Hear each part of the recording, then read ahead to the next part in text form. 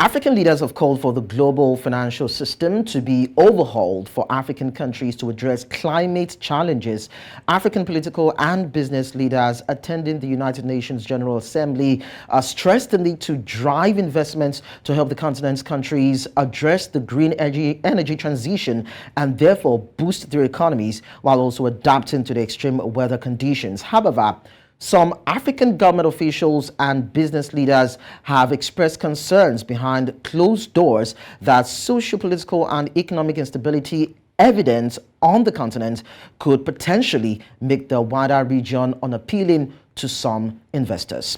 Joining me this morning from Lagos, Nigeria, I have Dr. Ogho Okiti, CEO, ThinkBusiness Africa. And he was also the special advisor to the chief economic advisor to the president between 2012 and 2015. Thank you so much, Doctor, for joining us on the show. Thank you so very much for having me this morning. Now, African leaders are making the call for the overhaul of the global financial system, and that is aimed at addressing climate challenges. Now, climate change is, of course, a closely disturbing issue for the African continent. But then they say that an overhaul or revision of global financial system is needed. So what do you think they mean by saying that they need an overhaul, and what do you think that would achieve? I don't think it is very clear yet what African leaders mean by the changes in the overhaul of the global financial system in a way that they believe will serve them better than it currently does. I'm not sure there's so much clarity or agreement between African economies at the moment. But my understanding it will be a combination of two things. It will be, of course, some support in terms of better grant aids. And of course, the other one will be investment in adapting and in changing the technology from the current system, of course, to transition to a net zero at a future date. So that will be, I think it's those two components. How do we increase aid and, of course, grant to developing economies to be able to cope with the changes that we are seeing? And of course, you also prepare them for the future, but also, what are the kind of investment or the investment flow that they believe should come to Africa for Africa to be able to cope better? Those are the two things I think they refer to. But in terms of details, there's really no clarity. And of course, there's no agreement between African economies at the moment. But then before now, we've seen the African leaders woo investors to bring their funds into Africa, and they also did that at the UNGA summits. And now looking at what it tends to achieve, they're looking at stimulating the economy, building infrastructure, and exerting economic measures in that line. But a major concern for investors is the socio-political and dire economic instability that characterizes the region. So do you think that investors would be willing to take that risk? Well, I mean, obviously, all investors, the first thing they look at for is the preservation, obviously, of their capital. And of course, from there, they want to make some profit. So I actually genuinely believe that Africa is ripe for significant investment. However, the macroeconomic indicators are not very good. So whether it's Nigeria you look at, or you look at some other African economies, the macroeconomic indicators are not very good. And this is also especially from the shocks from the external situation, that's from Europe or from the US. That's where most of the shocks have actually emanated from. But the impact on Africa has been very disturbing. So if you actually look at it from COVID era, we haven't actually recovered since the COVID years of 2020, 2021. So here in 2023, we are coming to the end of 2023. We haven't recovered from that. So if you look at the macroeconomic indicators and macroeconomic situation in Africa, is actually not very good at the moment. There's so much macroeconomic instability. I mean, Nigeria is a case in point. So with so much macroeconomic instability, it's very difficult to attract private sector investment from other continents at the moment. But I don't think those are the things that the African economies are looking at for. They are looking out for support from international financial system, maybe like the World Bank, they have, of course, from the rich countries. Those are the kind of support I believe they're looking for from their government, not necessarily from the private sector. But then, Doctor, you agree with me that to gain that kind of financial traction from the international institutions, it would have to do with economic policies being put on ground by these African governments. Even as financial experts have come out to say that African governments' policies have generally not been favorable for these international businesses and organizations. And they also said that the unpredictability is what is making a lot of business owners to run away from the African continent. So if you are to assess African governments' policies and the economic measures and how they've been able to deal with the issues of the economy holistically. Now, would you say that it has helped in any way to influence a positive outlook for the continent in the eye of the global business community? No, we haven't done well. We haven't done as much, I think, as we should have done. Like I said, but it doesn't help the fact that you have frequent and constant economic shocks from the global economy. But in terms of our responses have been very, very weak. And I think it is in this point, especially in relation to climate change that you started this conversation with. I think it's important that I mention this point because there's this notion about what can Africa do, how does Africa develop, and how does Africa actually grow. It is still about capacity, not only the capacity to respond to shocks, which we don't have at the moment, but it's also about capacity to actually build the system, the technology that will fuel the growth of the future. So if you actually look at all the generations of developed economies, so if you start from Europe, of course, move to North America, and of course to the Asia, and of course Africa is now the last frontier of economic development in the world. If you look at the way all these nations move, they moved and they grew on the back of the capacity that they built. So Africa, in terms of what does it want to attract from the global economy, my focus will be how do we build local and domestic capacity to be able to compete in the global economy. And that is what I think we are not doing very, very well, whether with the little investment that we get or with the little aid that we get or with the natural resources that we have. So when you actually look at all our advantages and the leverages that we have, we are not maximizing them to build capacity, one, to be able to cope with external shocks, and of course, secondly, to be able to now grow economy in such a way that we can compete with the global, with our peers in the global economy. That is where the problem is, and I really, really do hope that they will understand it's about building capacity. Every other continent in the world has built their capacity and have developed on the back of those capacity. We are not building that capacity. We are not building technology. We are not introducing new ways to the way in which we want to do business or want to grow. We are not introducing new systems, but we have the natural resources. We are not building on those natural resources. It is not just sufficient to have natural resources. Who owns the technology that transforms the natural resources? Who owns the system that transform the natural resources? Those are the things that actually make you grow and make you develop. And I think that's where the focus should be. All right, you talked about growing local capacity, but then there are some divergent views, most especially from the African leaders. And of course, we know that the global perception is that investments in African countries are risky and it holds back the kind of funds that are needed for the African continent. But then let me just relate with you what KS President, that is William Ruto, said. He said that these kind of perceptions that the global community have is actually inaccurate and unfair, whether or not it possesses an abundance of natural resources. And now, if we're to look at this, the way that these global communities have actually assessed or looked at Africa in terms of what it has, its capacity, and its ability to build on the existing structures and to also grow its economy, would you say that they have been fair? The reason I'm asking this question, I will tell you, but I also need to understand from your perspective if you're aligned with what the Kenyan president has said. Well, I think it is all well and good. I mean, to say the global economy is not doing enough for Africa. And I do understand that. I genuinely do understand that. And to an extent, I agree with that. However, the global economy is set up in such a way that Other economies or other continents can only give a helping hand. They cannot actually help you solve your problems.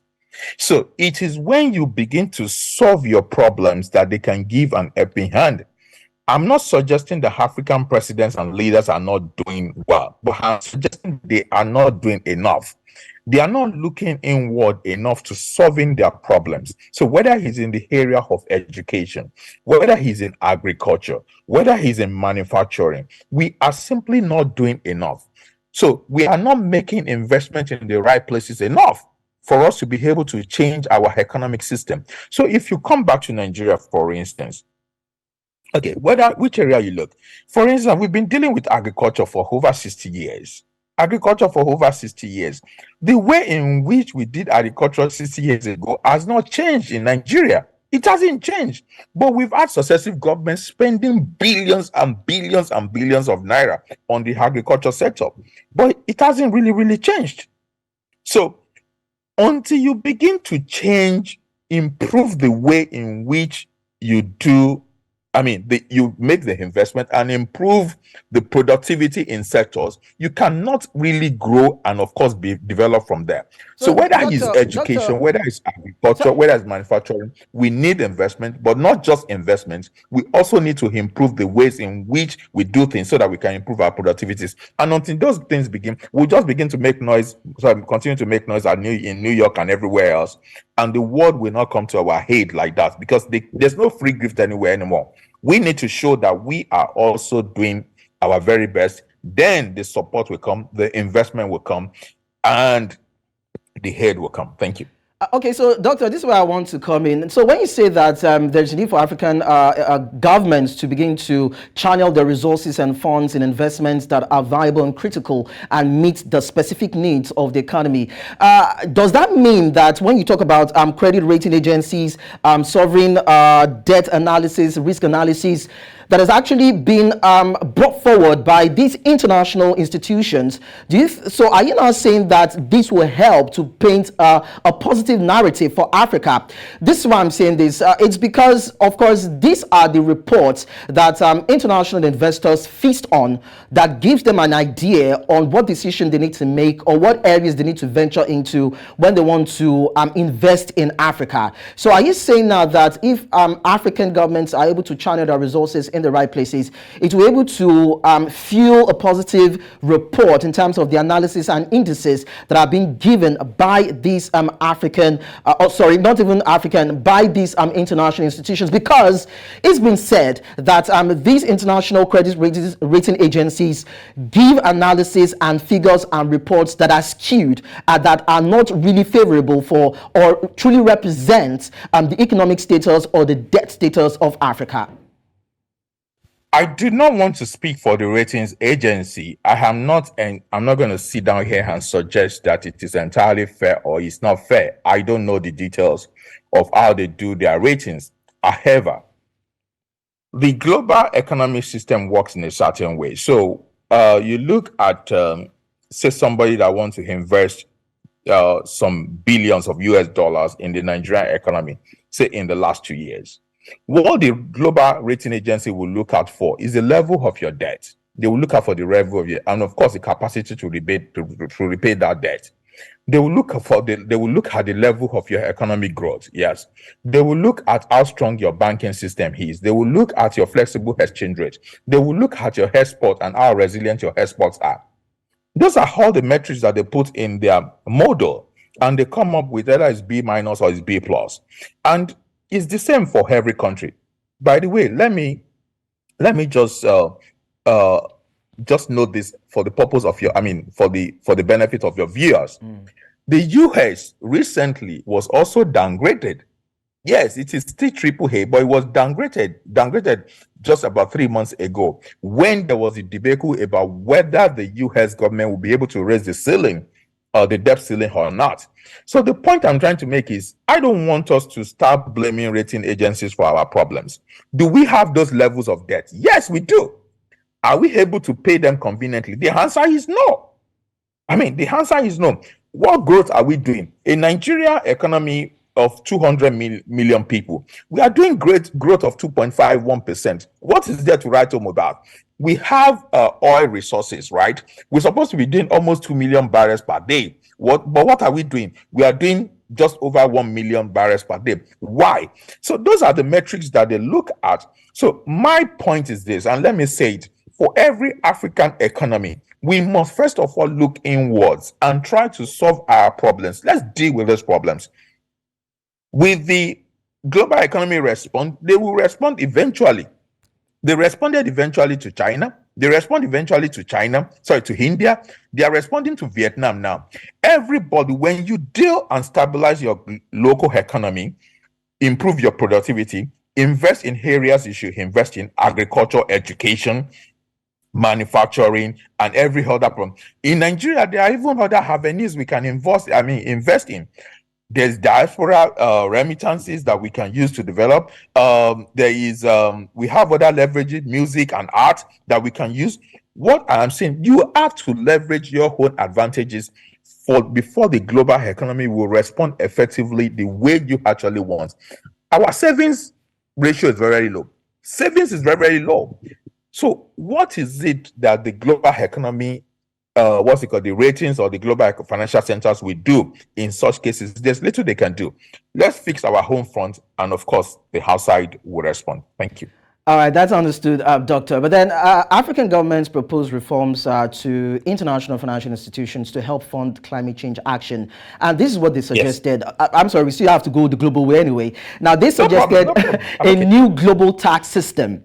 So any idea of the possible outlook of that newly proposed global tax system or laws, and how well do you think that would address fundamental climate challenges? Of course, we understand that there's got to be domesticated solutions, of course, that the African governments need to pull together. But then if it's going to be a partnership, Africans would have to do their part, and of course the global community will have to do their part. Let's look at it from both sides. Looking at that global tax system, what do you think the outlook will look like, and how do you think it would achieve anything in terms of dealing with climate change? Okay, so I'm trying to refrain myself from going very, very local, in this analysis. But you can the rich world, they always hold the thick side of the stick. That's the truth. It's the way the global economy works. So if you are asking for taxation, and of course, meaning that if you have that taxation, then that taxation is eventually shared amongst economies, in a manner in which that is depending on how they pollute the they pollute the environment or not. I don't know the details of those taxes, but I don't think that is what African economists should focus on. So let me just use a minute to probably say what I think we should focus on. So if you look at the global economy as it is today, so the North Americans, Europeans, the Asians, everybody, every continent except Africa has developed on the back of fossil fuel technology. That is what we have developed. So whether it's your cars, whether it's your manufacturing, we've all developed on the back of crude oil and gas, right? Okay. No point. No, there's no problem with that. However, you're not asking us to transition to another energy, because energy is a very, very critical, is a fuel for growth. So you're asking us to transition to another form of energy. That is also great. The question I want to ask African government and leaders, and this is what I think they should focus on when they sleep in the night: who owns the new technology? Who controls the new technology? Who manages the new technology? Because it is the country, the government, and the private individuals that own, that manage, and control the new technology that will control also the future growth of the global economy. So we need to be involved in the new technology. We need to be involved in the new management of the technology.